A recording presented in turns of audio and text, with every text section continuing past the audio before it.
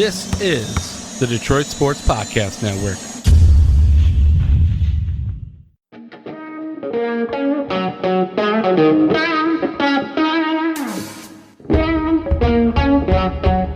The biggest icon in podcasting.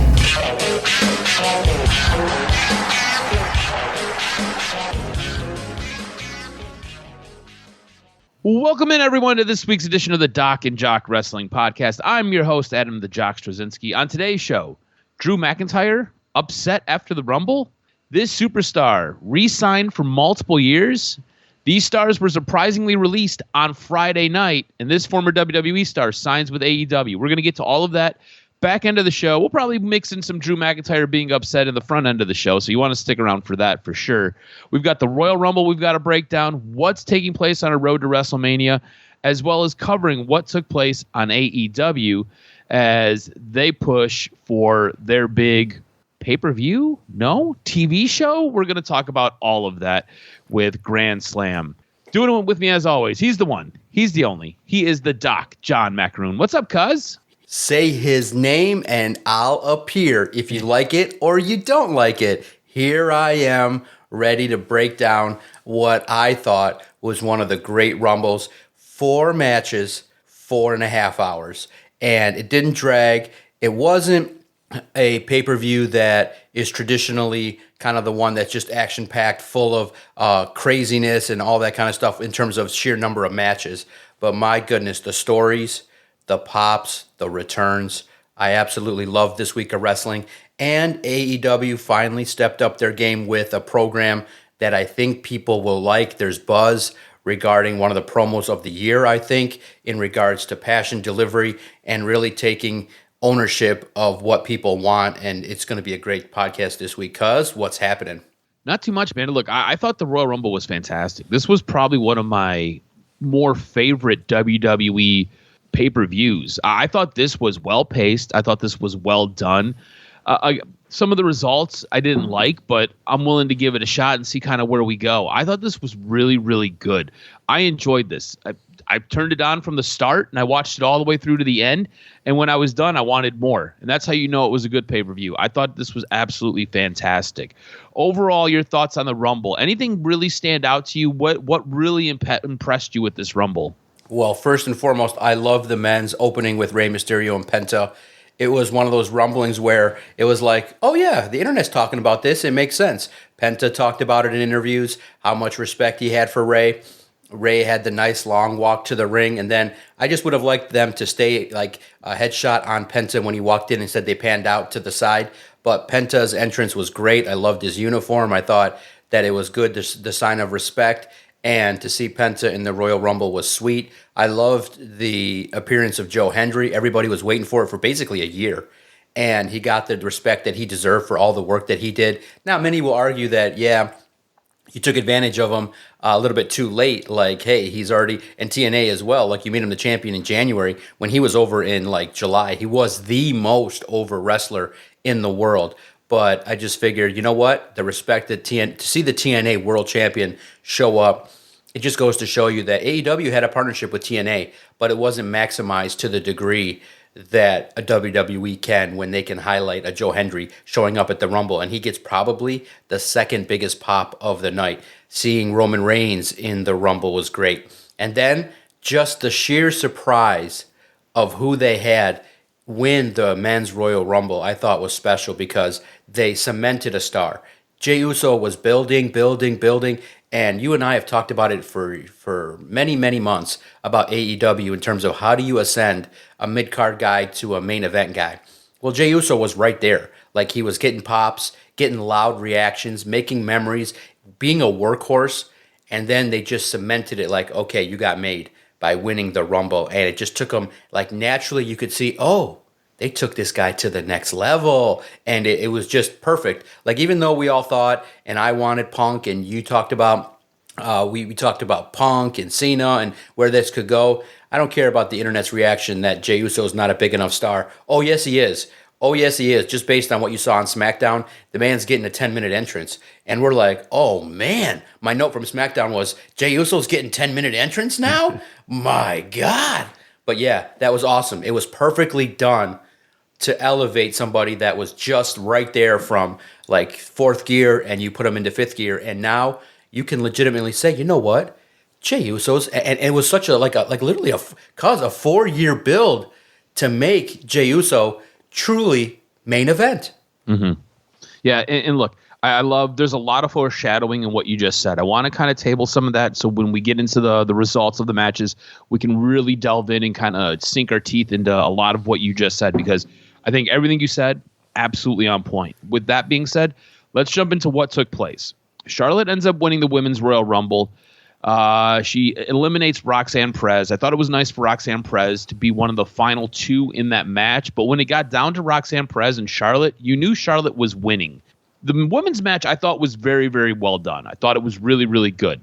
I'm not happy about Charlotte winning. I think them trying to push Charlotte is a little bit weird, especially with Charlotte coming out on Monday Night Raw to all of the boos. If you went back and you watched it on Netflix, they tried to mute some of those. And then you watch what took place on Friday Night SmackDown, still a lot of views. Nobody wants Charlotte as the Royal Rumble winner. The only person who wants Charlotte as the Royal Rumble winner right now is Charlotte herself and Triple H. That's it. Everybody out on Charlotte as the winner. It's going to be interesting. I do think she's going to end up challenging Tiffany Stratton. That's what a lot of the hubbub is, and what are the words are kind of floating around.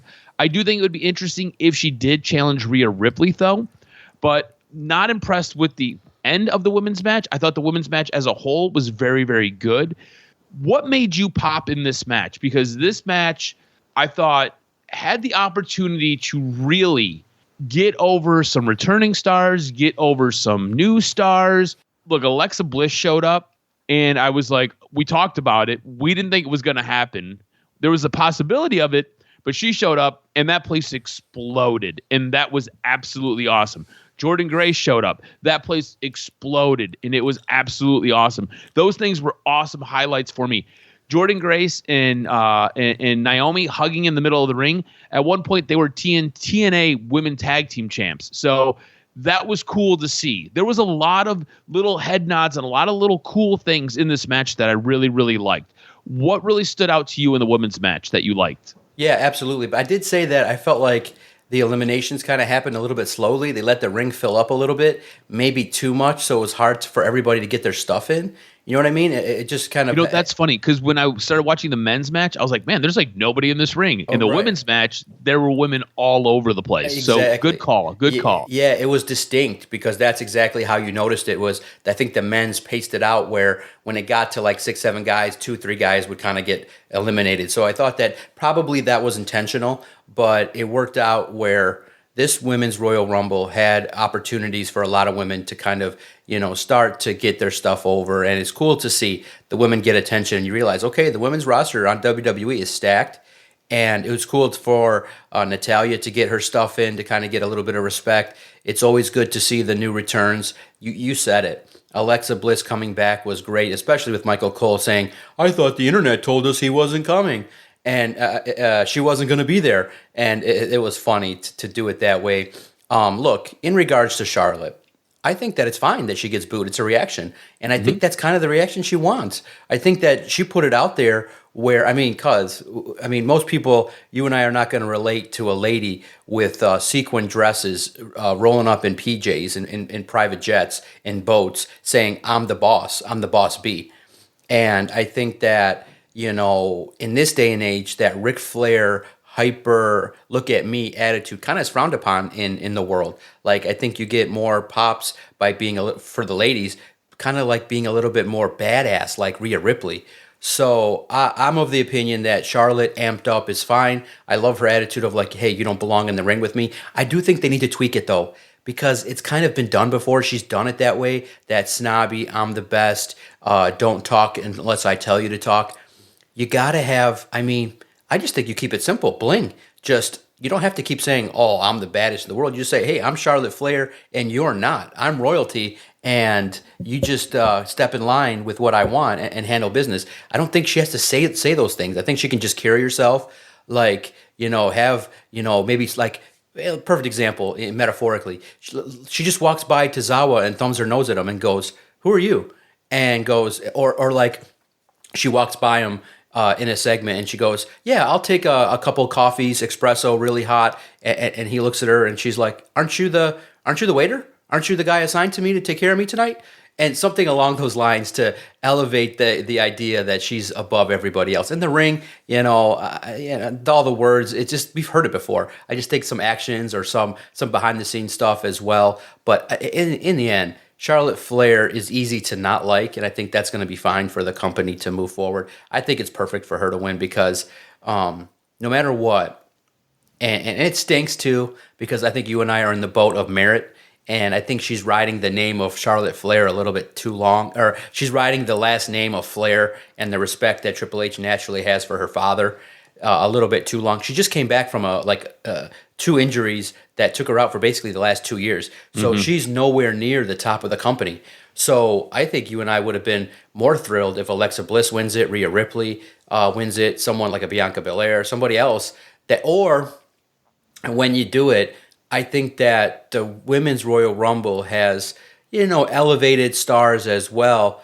But I think you could have elevated somebody that, maybe even just for the heck of it, because you look at Rhea, Alexa, who's there. I think that maybe this year was not the year, but next year you kind of take someone that's been building and make them a Royal Rumble winner. So this year for Charlotte is not bad in my opinion. Yeah, look, I agree with you on the fact that I feel like they need to build a new star next year. I think they could have did anything else this year. Charlotte hadn't even shown up a day in work because she's been out with injury for so long. She announces she's going to get in, and the next thing you know, she's winning it. To me, that just kind of falls a little bit flat. I just did not like that, and that really disappointed me. Something else that kind of disappointed me was Nikki Bella coming out at the end. You have 30 spots. I was anticipating Becky Lynch showing back up, and instead it was Nikki Bella. To me, Nikki Bella coming out and being one of the surprises was a gigantic wet fart for me. I was just kind of like, this is what we're getting. This is who you saved 30 for. You probably should have saved 30 for Alexa Bliss. You know what I'm saying? Or you could have saved 30 for Jordynne Grace. You could have saved it for anybody else, and you would have got a better pop. Nikki Bella, she is lost on me, and I was very disappointed with her coming out at 30. What were your thoughts on Nikki Bella being the final entrant into the Women's Royal Rumble, and what were your thoughts on not seeing somebody like Becky Lynch? This is somebody who has re-signed with the company. She's been back now for 2 months, and you haven't seen her at all. There's not been really a whisper of her coming back yet. Nikki Bella coming back, I think, was great. I thought that it made a lot of sense to have her back. I think you're building on, look, WWE is shameless. They saw that her booty shaking got like millions of views at a recent event, and it generated buzz. And look, unfortunately for the Bellas, they've been in the news for some personal family matters. And I do think that there's just a little bit of unfinished business. And unfortunately, it stinks because you kind of get that air of like she's using WWE to kind of get her name back in the world of publicity and get her name back out there. But look, how are you going to hate on Nikki Bella? She's part of the family. She's part of the deal. And I think that when you see a caliber that she can put some people over. And I think that there's opportunities to have some matches that will be intriguing and interesting. So good for her. I know she's had some family stuff that's just been crazy, stuff that you don't want to be in the news for. So you hope that she has an opportunity to pass forward some information, even to some of the younger cats. And I hope that they take advantage of it. We'll see what takes place. I know that she's been on recent podcasts talking about how she's expecting to come back and maybe she'll have Brie with her. Like you touched on, Brie's had some issues going on at home, filing for divorce after what looked like a domestic abuse situation. So we'll see what takes place. To me, that was one of the downsides for the Women's Royal Rumble. After this, we had DIY retaining the tag belts over the Motor City Machine Guns. There was some interference by the Street Profits, who then turned on DIY.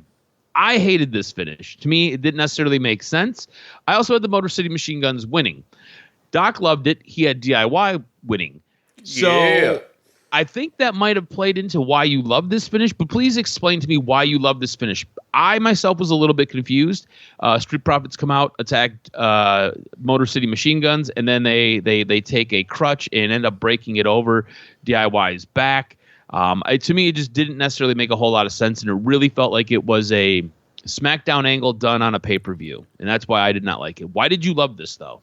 I think the Street Profits needed something to kind of get to sink their teeth into, and they're a tag team that needs to be, a little bit kind of teetering on, being relevant in WWE, but also being a team that's kind of being looked at as a throwaway. So I think that the Street Profits, need to step into the idea of them being heels, and doing heel type stuff is great.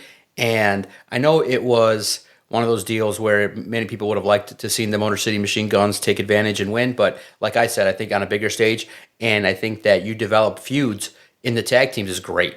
I think that when you cost someone an opportunity to win a title, that really sets off a feud. And so now you have an opportunity for Motor City Machine Guns to continue to work with some of these tag teams. Now that's the next step in 25 is get some stories with these tag teams that's intriguing and interesting. And you're starting to, now DIY is good, they're trying, but in my opinion, I understand where you would say that, okay, they're not really tag champ worthy, but they're trying to get there. They're trying to get over, they're trying to do the work, but I think for them, the opportunity to drop the belt will be great. And even just highlighted by the segment that they had on SmackDown, just a quick joke there. I don't know what's going on with Pretty Deadly, but one of the dude's chest hairs was pretty gnarly.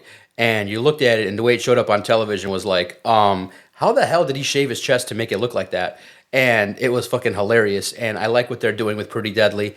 And I just think that the tag team division in WWE, when you highlight it, top to bottom, is getting there. It's pretty strong.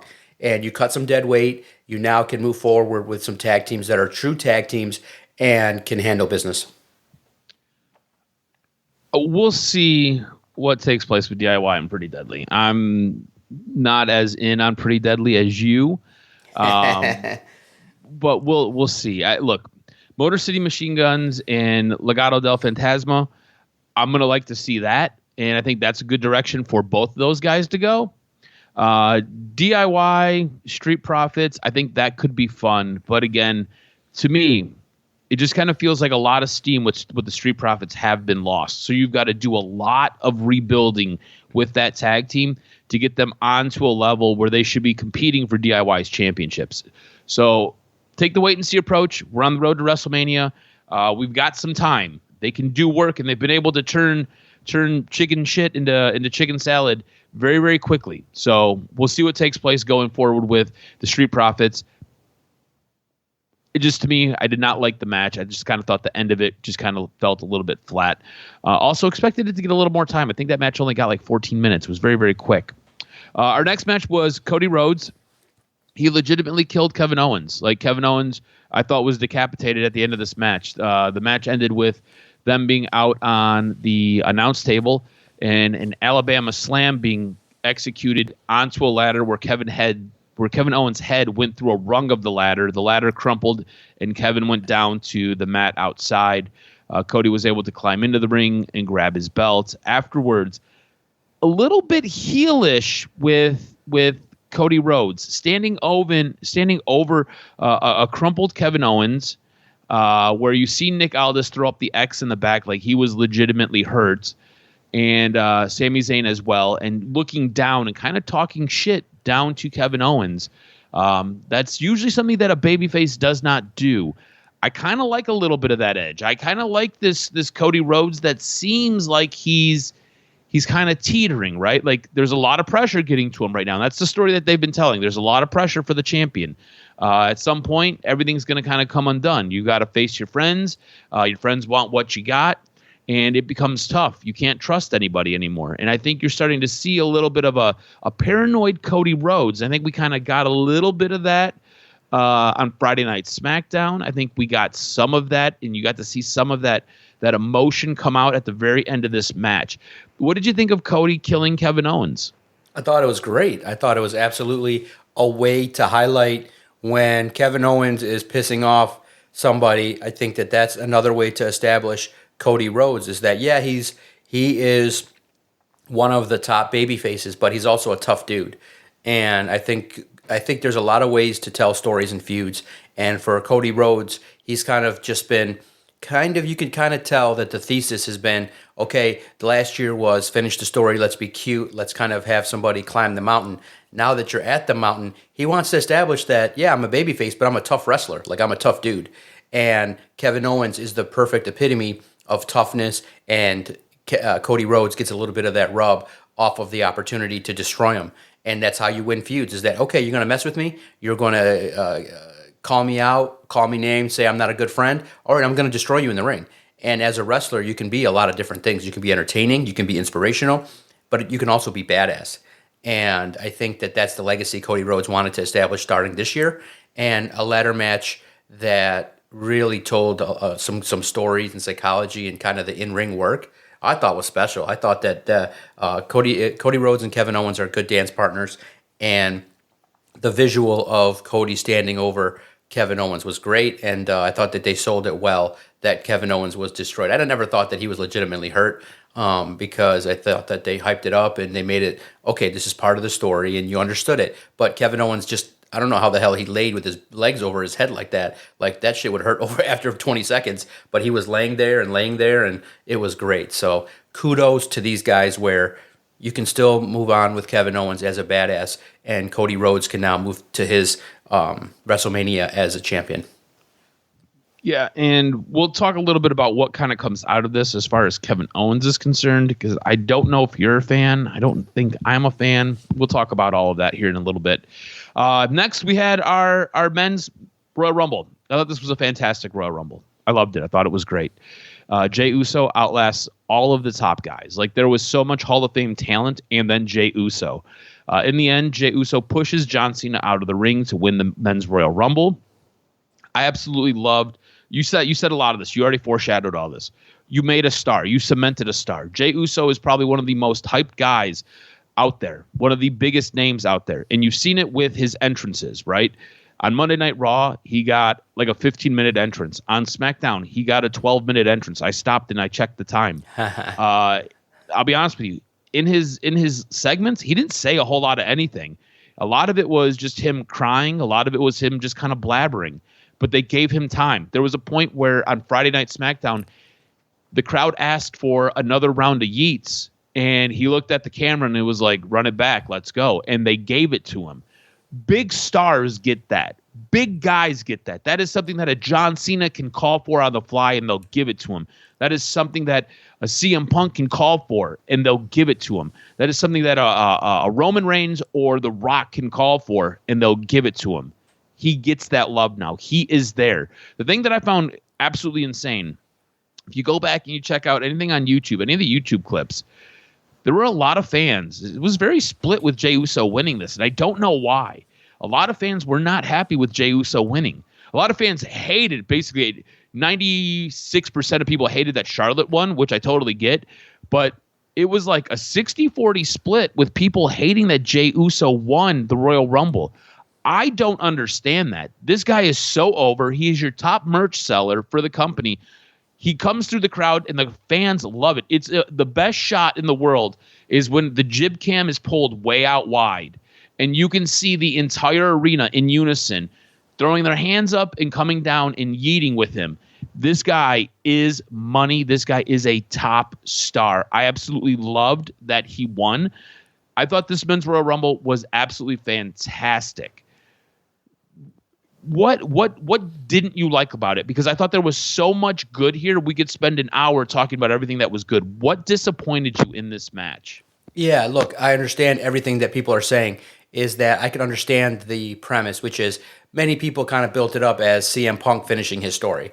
You know what I mean? Now that, and you got to remember that CM Punk has a decade of wanting to be the world champion, wanting to be the main event of WrestleMania. So when you give CM Punk the win, you guarantee his spot, barring injury, as a main eventer in WrestleMania. And just based on the way, I didn't like the Punk Reigns Rollins stuff in regards to. Oh, you didn't? I mean, I get it. I get where they can go with it. It tells a story. It ties in to the conclusion. But I think that they should have told the story after CM Punk was the world champion, not before. Like, I think the story, in my opinion, would have a lot of meaning if there's some jealousy from Roman and Seth that, hey, how the hell did you come back here and become a champion? You're one of the toxic people. This is what you're everything that represents what's wrong with this company. Now it's just a continuation of the feud and stuff like that. And to me, I thought that I don't hate on at all in any way Jey Uso winning, but I can understand the internet wrestling community because I do think that right now Jey Uso is on par and about to surpass CM Punk in regards to popularity currently. But you still have a nostalgia. I think wrestling fans around this time kind of like the nostalgia and the person getting over. And when people thought that it would be someone getting their opportunity, they thought it'd be CM Punk, not Jey Uso. But Jey Uso winning at WrestleMania, I can understand him being in the main event, but most people are not going to be invested in him and Cody, so they want him to beat Gunther. I get it. I get the whole storyline with that, but at the same token, I just think people aren't ready for it. So I can understand it. I thought that Penta had a botch that sucked because you're not supposed to. You got to figure out a way to not have 2 feet on the ground so the whole world can see.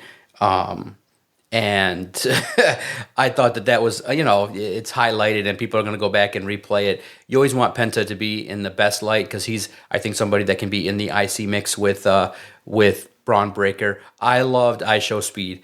You feel bad for Tozawa because it's always at the expense of a guy that is a comedic character but that can wrestle. So it was good to see him on SmackDown, but IShow Speed got destroyed by Braun Breaker. Got absolutely killed. And everybody was like, what the hell was that? I mean, the guy's going 20 miles an hour, and it was just, full speed ahead, destroyed. And then he takes a table bump. So there was a behind the scenes. I don't know if you see it now. On WWE, they released an 18-minute behind the scenes, and they showcased where it's really cool, where Triple H is in the headset, said, hey, can somebody confirm that Speed's okay? And he says it like, hey, like, can you check for me? Like, I'm really nervous. And you then see the person go behind IShow Speed like they do and they check. So they get confirmation quickly through the back. And I love that. I love that they showed that. Like, okay, yeah, we do care about the guy. Like, hey, we do want to check that, hey, he got destroyed. Is he okay? And I love that aspect of the behind the scenes stuff that they did. The Royal Rumble was great. And then, of course, we got the highlight, the cherry on top of the Wrestling Jubilee. AJ Styles comes back to his original music. And for whatever reason, they wanted to go a different direction with a harder edge. I didn't like it. It didn't click. His music is iconic. It's good enough. I'm phenomenal.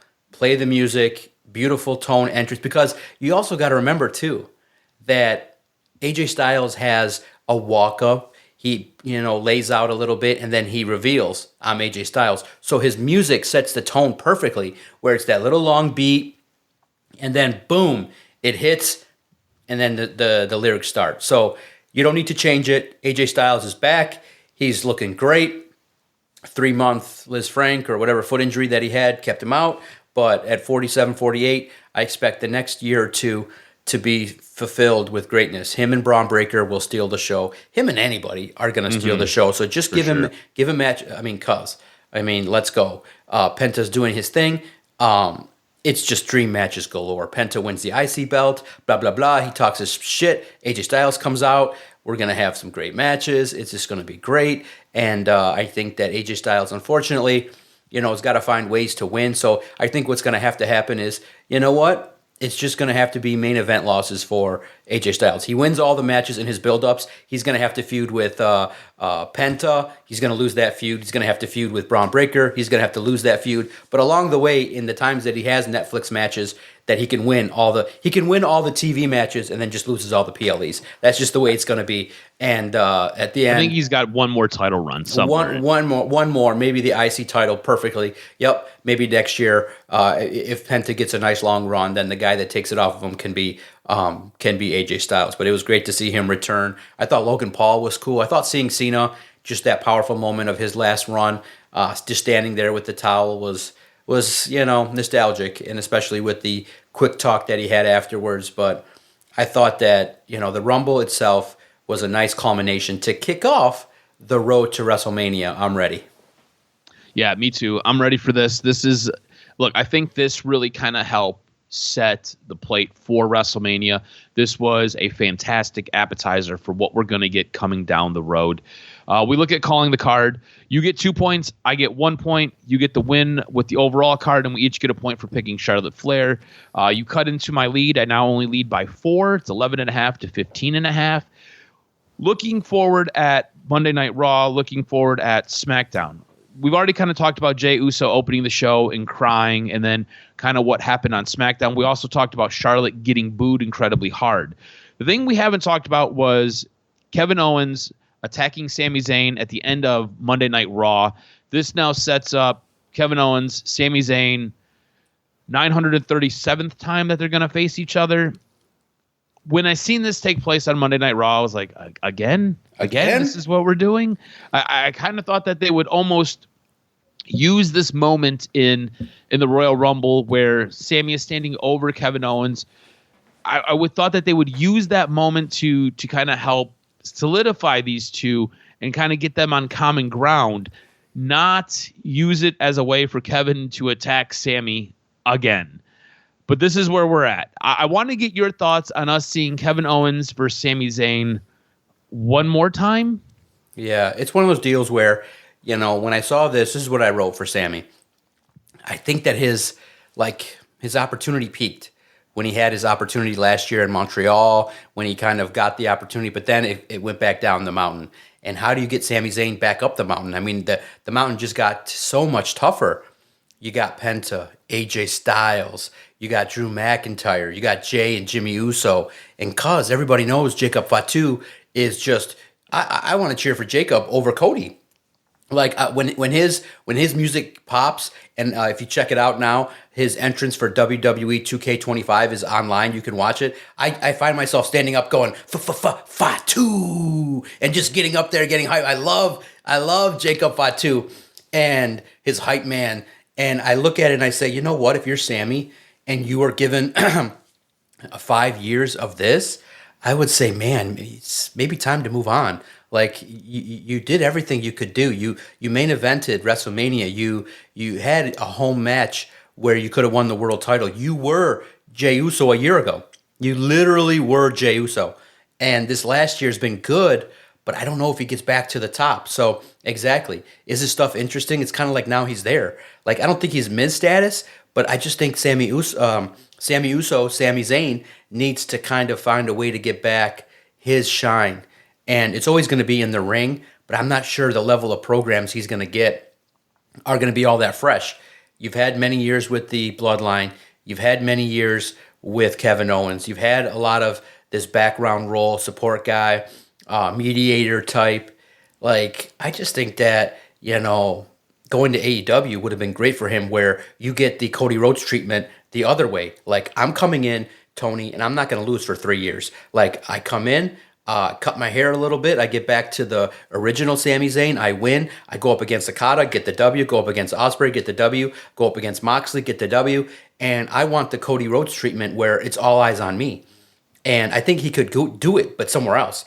Like, I just feel like the next 5 years of Sami Zayn are going to be this, mismatch of, him getting in with other people. But I don't know if he's going to reach that pinnacle level in WWE. I think he's a perfect candidate. Him, Miz, other guys that could shine somewhere else, because there's just, and it's no fault of their own. Sami Zayn's a world-class talent. You just have built, legitimately, WWE is building, like, you remember a couple years ago where we learned that, okay, I think that Vince didn't want to create mega stars because he didn't want to pay them. Fuck it, Triple H is like, I got all this fucking money, I'm going to pay everybody, and everybody's going to get 5-year deals. Well, unfortunately, you can only have so many mega stars. You got one with Cody Rhodes, you got Fatu and Roman Reigns, Seth Rollins. You just introduced another one in Jey Uso. He's a mega star, going to be, I think he's now going to show up on all the shows to showcase, hey, I'm the big dog, I can go across the world. And it's clear, like, he's like, oh shit. You see the little subtle entrances he's doing now with the kids. He's like, oh shit. He's taking the advice of the other wrestlers there, maybe John Cena. Like, hey, you want to get over, you hit the kids. And that visual of him doing his thing with the kids is that's pretty much going to get your shit sold. So Sami Zayn, I just hate to say it, I don't know if he's got sustainable marketability for the next 5 years. So it's just, like I said, long way to say it's that he's kind of firmly in the mid card. Can he get back up the mountain? It's one thing to get the light shined on you. It's another thing then to kind of come back. And, and the reason why I kind of went long-winded was Baron Corbin was on Busted Open, and they just asked him point blank, why did you get cut? And he's like, I don't know. I had great matches. I was over. I did great stuff. They put me in some weird-ass shit with the bum character, but I made it cool. He's like, I truly would wish to tell you guys why I'm not on the roster, but I'm not. And you hope that doesn't happen to Sami Zayn. I don't think so because of all his friends. But I think in the island of relevancy, I think Sami's boat is going the opposite direction. And we'll see what 25 brings for Mr. Sami Zayn.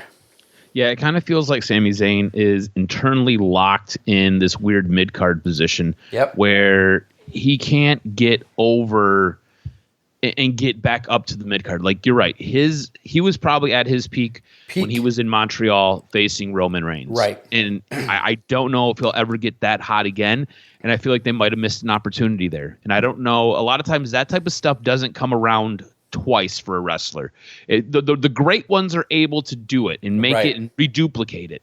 Right. I don't know if he has the ability to do it. It's like Cody Rhodes. Cody Rhodes came into WWE incredibly hot, had the thing where he ended up losing at WrestleMania, and they were able to keep that going. And I feel like right now, we talked about this a little bit last week, I feel like the Cody Rhodes train's kind of running on fumes right now. I don't know if Cody has the ability to gas it back up and have another run like that. So Roman Reigns has that. Yep. John Cena has the ability to make you care. I don't know if Sami Zayn has the ability to do that. Well, I think that currently I love it. The island of relevancy scale is like right at 5 out of 10. The way you pick it up to an 8, he needs to be the leader of a faction. The faction is Sami Zayn, Karrion Kross, and The Miz.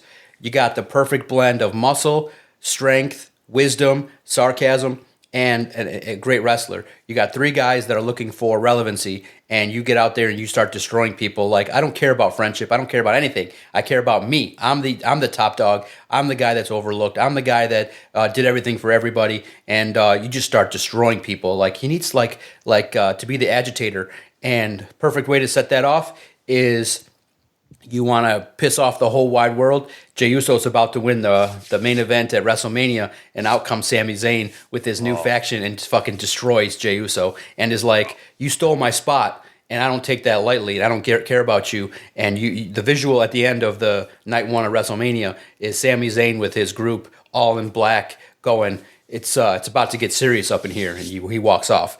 And you now have a feud for the ages. I feel like I would hate that. I would hate that so much for Jey Uso. But do you think Jey Uso right now, I get it. You know he's going to be world champion. Sami Zayn would be incredibly hot. He'd be hot in the most heel way possible. But I would hate that for Jey Uso so much. But see, that's what I'm saying is that you have to have nuclear faces, but do you have nuclear heels on Raw right now? Someone that you just miserably hate. And so how do you hate someone is that they cost you an opportunity. Like, we all hate Kevin Owens. Mm-hmm. And he's the badass heel. Drew McIntyre is just the tough guy heel, but he's hard not to like because he's fucking funny. And the shit that he says is cool. So it's hard not to kind of just have that with him. So who could be nuclear? AJ Styles is past his prime. Nuclear heel is like when you come out there. I mean, right now, the person that it is, and you got to kind of reestablish that, is Dominic. But he's not anywhere near main event status. So you got to have nuclear heat. So how do you do that? You cost the biggest guy the championship. But it may not go that way, but I think that's a great feud to start. If Jey Uso wins the title, then the next guy up is, all right, I want my shot back, and that can be Sami Zayn. But I think he's got to be a heel. I think this like cute character that he's got, this fan favorite, doesn't get him nuclear. Nuclear will be heel, in my opinion. Oh, speaking of Drew McIntyre, it kind of felt like there were some receipts delivered in the Drew McIntyre LA Knight Jimmy Uso match. So I had this in the notes. We're just going to kind of get into it real quick because there was a spot in the Royal Rumble where it really upset Drew McIntyre. So Drew McIntyre was pretty upset after the Royal Rumble. Sunday morning, word started to circulate that McIntyre was visibly upset after the Royal Rumble and was heard screaming and shouting in the backstage area after the match. Reports have now come out saying McIntyre was mad at someone trying to get themselves over and not the stories for WrestleMania. McIntyre was eliminated by Damian Priest in what was supposed to kickstart the build to a match between the two at WrestleMania 41. However, the elimination ended up being somewhat underwhelming and not a big deal due to the part of Priest and McIntyre basically bumping into LA Knight and Logan Paul in the middle of the ring, which distracted from what was meant to be a big moment. Further reports suggest that McIntyre wasn't the only one frustrated, with multiple WWE's stars said to be annoyed about one specific individual's performance because he was allegedly trying to get himself over at the expense of other stories in the match. According to the latest update from PW Insider, sources believe McIntyre is upset about LA Knight's errant move interrupting the aforementioned Priest-McIntyre elimination. It wasn't specific whether Knight is also the person that other talents were frustrated with but the name that came up specifically regarding McIntyre's issue. Further reporting also indicates that McIntyre is frustrated in general about being programmed with Priest for WrestleMania, as McIntyre believes he should be in a bigger feud given the year that he had in 2024.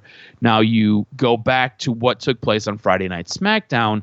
LA Knight came out, took his promo time to basically talk about mental health and mental awareness, but also closed it by saying, I just got to get my shit in. And then if you watch the match, the very first few moments of that match where LA Knight and Drew McIntyre lock up, it looks like there are some very real stiff shots that are delivered between LA Knight and Drew McIntyre. There was a point where Drew McIntyre ends up coming up behind LA Knight and slaps him in the back of the head. And LA Knight just turned around and looked really pissed off, like it wasn't in the script, and ends up slapping Drew McIntyre back. I want to know if you noticed the same thing, and I want to get your thoughts on Drew McIntyre. Constantly, he talked about it in his promo as well, where he is constantly upset. He is mad always at somebody or something, and it feels like Drew McIntyre feels like he is always being held down. Yeah, because it's, I get the idea. It's like, hey, we're supposed to be highlighted here, and you got these wrestlers doing moves, so it didn't make it look insignificant. So it's one of those deals where you are setting up stuff for yourself, and there is it's a weird balance, because I get the idea, and here's what's crazy, is sometimes going into business for yourself can actually benefit you. Like, if you get your shit over and the crowd reacts to it, then sometime, like, look, clearly Nikki Bella was going into business for herself. She was shaking her ass, and the whole world saw it. Clearly, Joe Hendry is a song maker, and he's trying to get himself over. Clearly, and what was crazy, just a real quick nugget, Joe Hendry did an amazing hour-and-a-half interview traveling to Ariel Helwani, who's just really a talented interviewer. If whatever you think of him, if he's a homer, if he's a softy journalist, if he's a shill, as the journalist would say, he's still a quality interviewer. You can just feel like you're just talking to a buddy, and that's the true nature of an interview. And the biggest compliment that someone can give you as a host is to say, I felt like, oh, thank you for the invite, but there was no way I wasn't going to travel here to sit with you in person. This is the type of interview I want to talk to you in person. So Joe Hendry traveled from the Rumble to New York to specifically talk to Ariel Helwani. And he said, it was awesome, some inside information. John Cena told him, if you want a match with me, you got to do the work and build it up. So Joe Hendry's been like, I want John Cena. I want John Cena. And it was unbelievable to hear, Joe Hendry say that. Like, hey, John Cena told me, yeah, we could have this match, but you got to do the work to build it up. Like, I got to kind of have a reason to have this match with you. So go ahead, do the work and call me out and make it so that people want to see it. And to bring it back to this topic, LA Knight is another example of a guy that probably feels internally, like, wait a minute, I'm over. People like me. The hardest thing to do is get over. And the pinnacle that I'm getting is U.S. title match. Like, he kind of needed to get into that next gear. And so if you're a performer, you're just kind of pissed. Like, wait a minute, I'm north of 40. Every day hurts. Like, I kind of want my Jey Uso moment. And for LA Knight, it's kind of at that crescendo where it could have been him. but he still needs more work to do because his in-ring shit is not the best.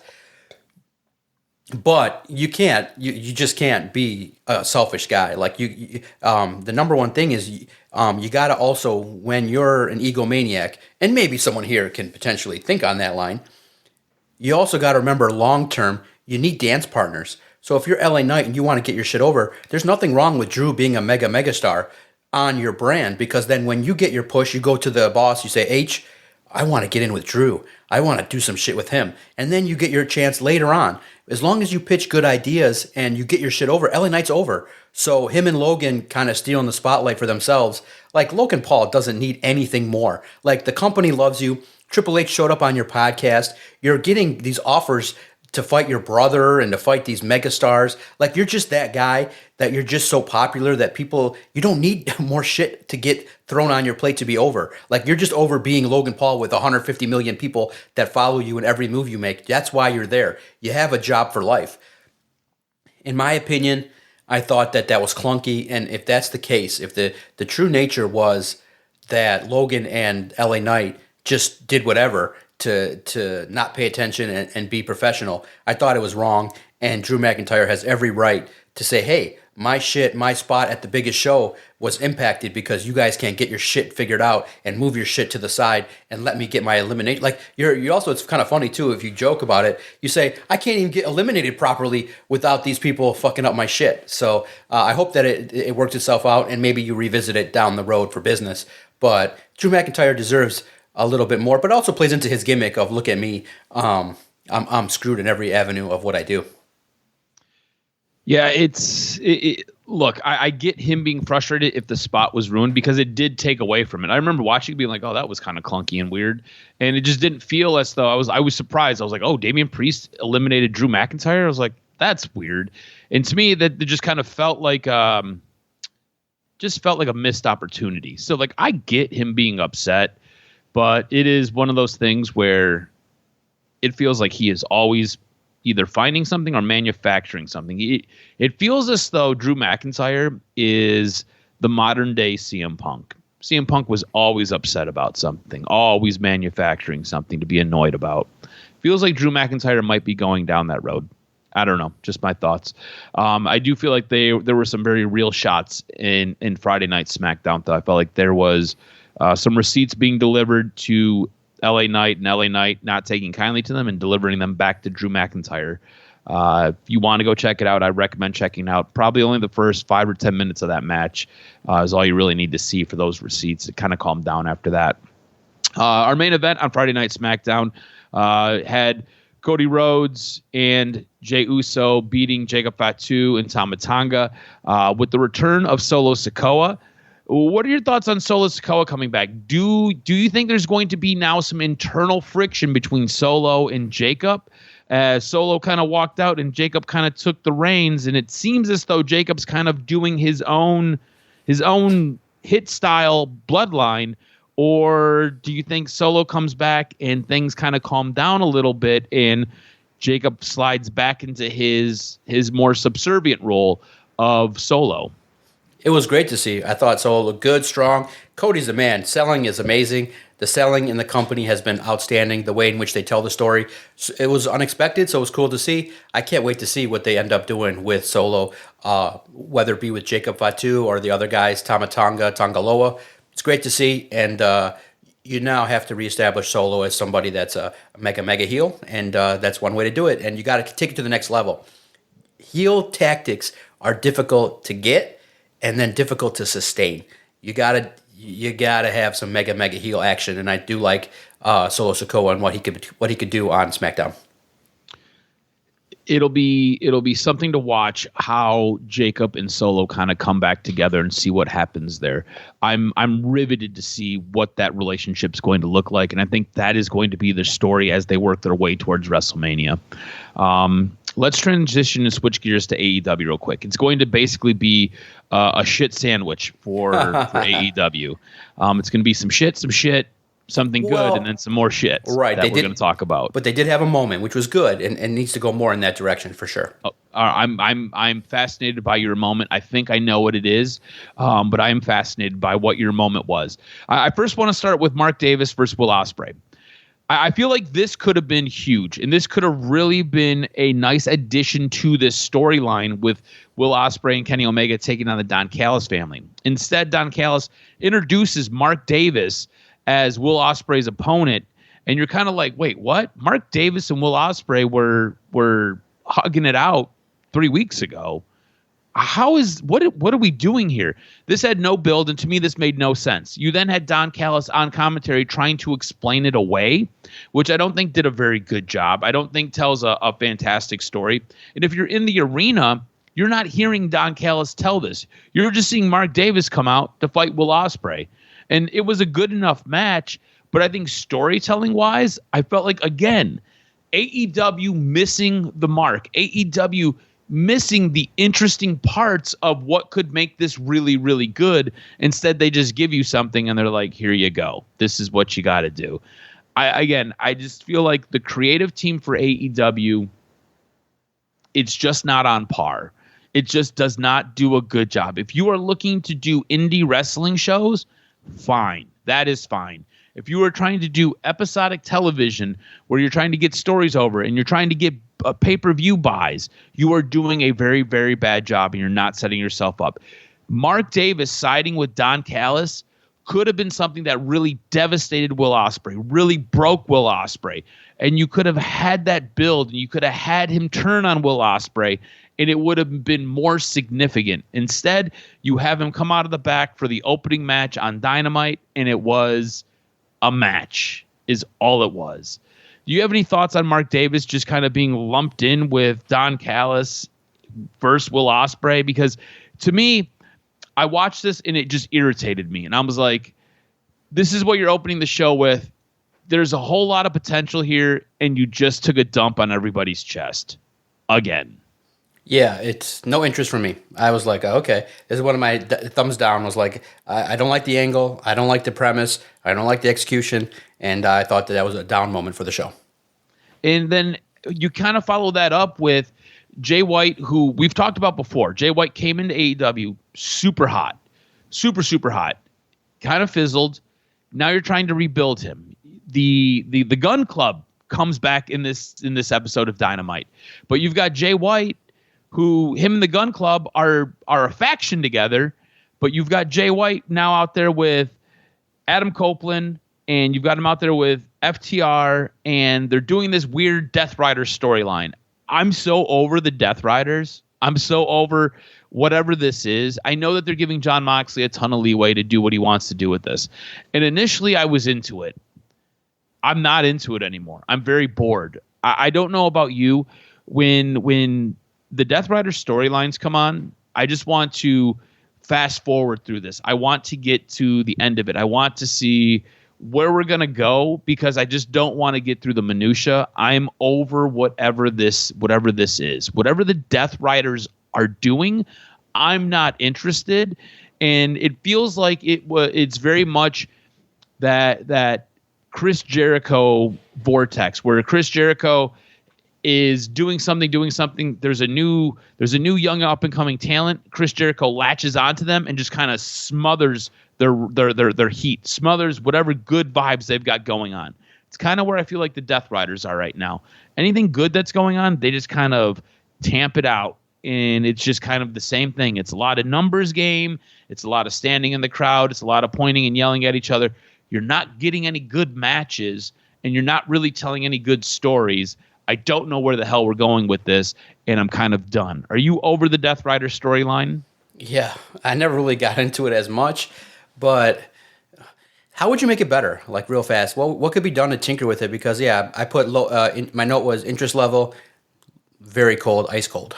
I think at some point you need to kind of get this faction splitting up a little bit, right? Like, I'm not saying break it up, but you need to get Wheeler Yuta and Claudio fighting for tag team championships, right? You need Jon Moxley to be more involved in a substantial storyline where he's defending his championship. Or if you want him to, if he wants to do this, you can have him kind of as the overseer of the AEW Heavyweight Championship, and you can have guys, basically him kind of running his own kind of qualifying match to get to him, even, right? Like him sitting there being maniacal and setting the curriculum for somebody to get to have a match with him for the belt. But I haven't seen the belts on television or pay-per-view. He hasn't really defended it a whole lot. It's just a lot of this guerrilla warfare, which isn't moving the storyline along. You need the storyline to be moved along. And I think you need to highlight the guys in the faction. And so kind of breaking them apart from each other for a little bit and letting them kind of go chase their own gold, I think helps. I think this group would be much better if you had Marina Shafir stalking Mercedes Moné for the TBS championship. Or this group would be better if you had Pac involved in the TNA championship or the TNT championship. Right. Or if you had Wheeler Yuta and Claudio setting up to go get tag team gold. You had these guys doing their own things, but then coming back as a group together. I think that would make it a little bit more interesting, and we could breathe a little bit more life into it. Because what we've got right now, it's just copy and paste, copy and paste, copy and paste every week, and it gets old. And that's just kind of where we're at with it. So I need something new. I need to break away from the copy and paste. Something I did think that was great, though. And we talked about it a little bit last week, and that was Toni Storm. Yep. Toni Storm coming out as Mariah May was absolutely fantastic. She did such a great job. If she wasn't built the way she was built, you would think that was Mariah May. Toni Storm's got a bit of a dump truck on her. Yeah. Right? She got some thick thighs and she got a booty on her. If she didn't have that, she looked exactly like Mariah May. Her mannerisms were exactly like Mariah May.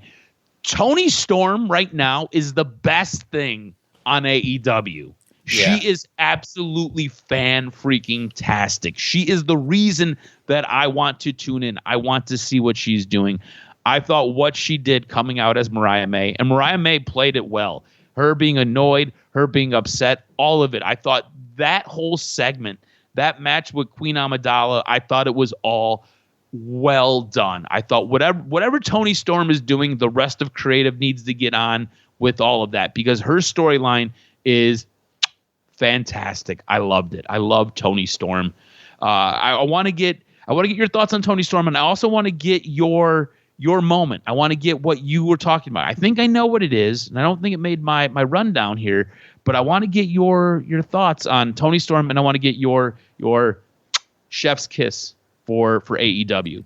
Yeah, I thought the best part of the show was Dustin Rhodes coming out and cutting a nasty promo on MJF, yep. And I thought that was special. I thought that was kind of where you'd say, yeah, I like that. And it's one of those deals where you use what MJF does well against him, and you get a passionate plea of like, hey, this is, and basically it's just sparking an emotion. Like, oh, you could care about this. Like, hey, you're going to talk shit about me, and look what I've done in this industry, and I can come out here and talk and make you care about me just because of who I am, and I'm damn near 55 years old. It's like, damn, man, the guy's been wrestling. You got to remember, dude, the guy was wrestling back in the day when we started watching in WCW.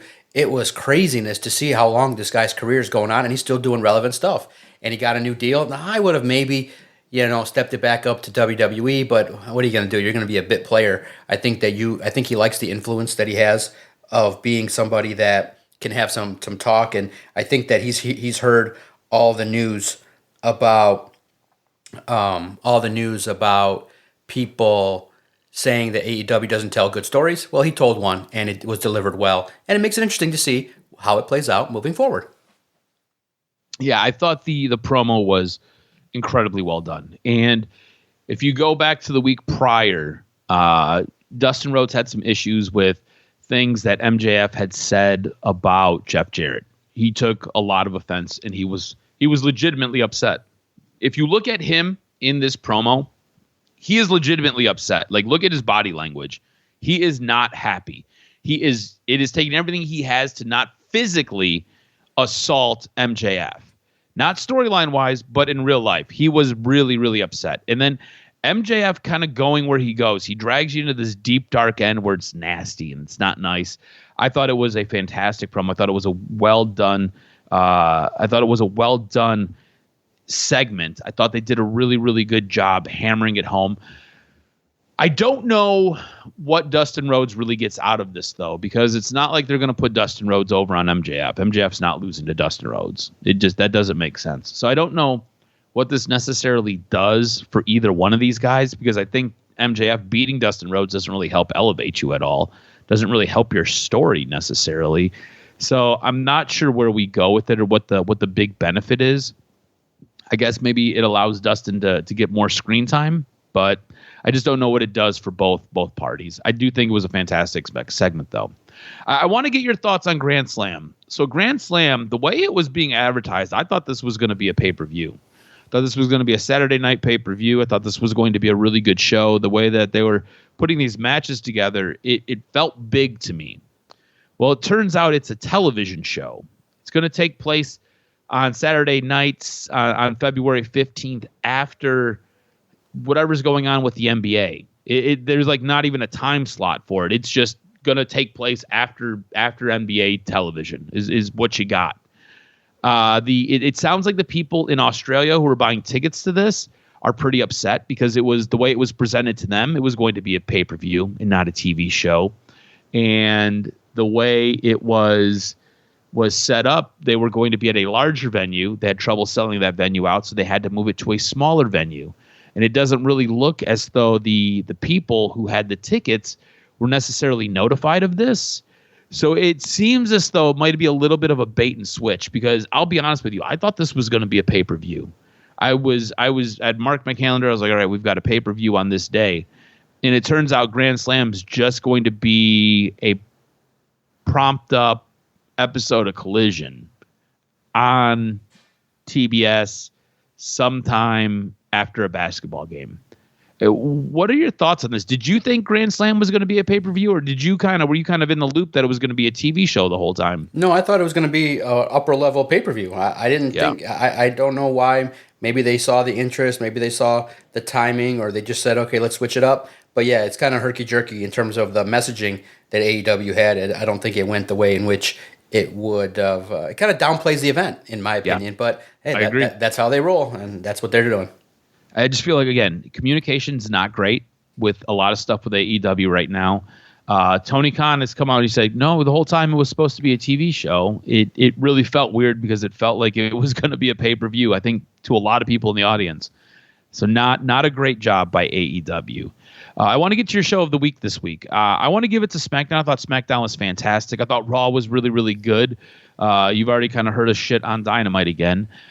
So I want to give it to SmackDown. I thought SmackDown hit a lot of really, really good marks. What were your show of the week? Show of the week, SmackDown. I thought it was great. Seeing Tiff and Charlotte in the ring was a nice segment for her. Fantastic. For her to say, hey, I'm compared to you, so pick me. I thought it was another great way to elevate Tiff and to give her some ring time. And then the entrance of Jey Uso was pretty sick, and it was pretty cool. Good show for SmackDown. It was fantastic. You want some news and notes before we get out of here? Hit me with this week's professional wrestling news and notes. What made your list? All right, so this megastar re-signs for 5 years. On Friday night, it was confirmed that Kevin Owens has re-signed with WWE for another 5 years, so he's not going anywhere anytime fast. There was some speculation that he might sign with AEW as he's friends with the Young Bucks, but he's got a nice little thing cooking in WWE. Also on Friday night, there were a lot of WWE releases with multiple superstars being let go. Late Friday night, word started to circulate out that WWE had let go of some of their wrestlers. The list includes Cedric Alexander, Akeem Razor, Paul Ellering, so the AOP, Sonya Deville, and Blair Davenport. On Friday night, Cedric Alexander posted on X, see you in 90, meaning his 90-day non-compete. He'll be able to start wrestling again. I do expect him to sign with AEW, and I do expect him to sign with the Hurt Business. While according to PW Insider, Sonya Deville's departure is technically a case of her contract not being renewed rather than a release. She was informed that she wouldn't be retained by the company when her deal expired later this month, so they're letting her go. And finally, a former WWE star is reportedly signed with AEW after recently hinting at an alliance with two current stars. Ex-WWE star Elijah, a.k.a. Elias, recently shared a vignette that indicated that he had joined forces with the Righteous, Vince and Dutch, calling for his fans to run with the Righteous. Following the match on the Jericho Cruise, Elijah now signed with AEW, according to Dave Meltzer in the latest edition of the Wrestling Observer newsletter. So you'll get to see old school Elias with the Righteous. Vince and Dutch really are only on ROH television. They're used very sparingly on AEW, so it'll be interesting to see what happens. I always thought his gimmick was picking up and catching steam, and then they did the whole weird little Macho Man thing with him, and then they just kind of let him go, and I felt like it was maybe a little bit of a waste. We'll see what takes place. Maybe he can reinvent himself on AEW. But that's going to do it for this week's wrestling news and notes. This was a longer show than I expected. Sorry about that, brother. No, it's all good, man. Anytime we get a chance to talk, I'm very curious to see amongst the list of AOP, Paul Ellering, Sonya Deville, Blair Davenport, Cedric Alexander, who has a chance to get over the most. I think Sonya does. If you package her right, you can make her a star. I agree. I think if you give her attention, you give her meaningful matches, she has the total package. I just think she needs a little bit of highlight. I think there's a company that is going to take an opportunity to be able to do it. So we'll see. Make sure you follow Adam on Twitter at AdamRSTROZ.